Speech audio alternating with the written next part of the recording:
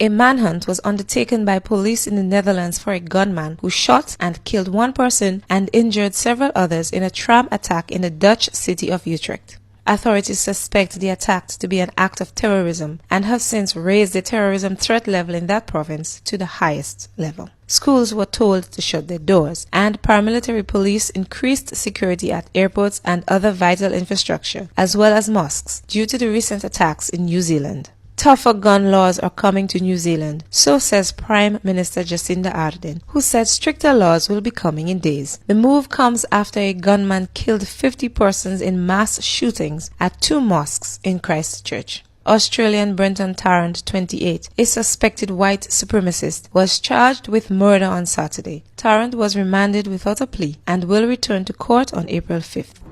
I know, Daniel, that there is understandably both grief in New Zealand right now, but there is anger too. There are questions that need to be answered and that we are looking for as well. We need to provide assurances to the public that everything that could have been done has been done, but whether or not more could and should have been done. So we'll be putting in place what needs to occur to answer those questions. Paris's historic Saint-Sulpice Church caught fire briefly on Sunday. However, firefighters were able to bring the blaze under control, with no reports of injury. The fire started early in the afternoon, with flames climbing up the massive doors of the Roman Catholic Church before spreading to the stained glass above and a nearby stairway. The cause of the blaze is still under investigation.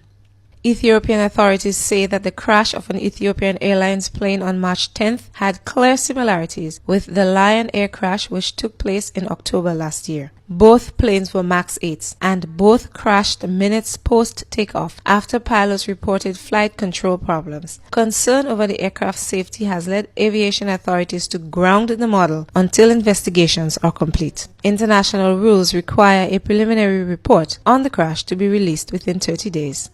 Destructive floods are plaguing the Midwest and South, with 9 million people in 14 states that line the Mississippi and Missouri rivers currently under flood warnings. Nebraska has by far seen the worst of the flooding, with water levels breaking records across the state. The flooding is part of the aftermath of the so-called bomb cyclone, a weather pattern that brought strong winds and blizzards to the central U.S. last week. With your World Outside report, I am Leah Phillip reporting for Primetime Caribbean.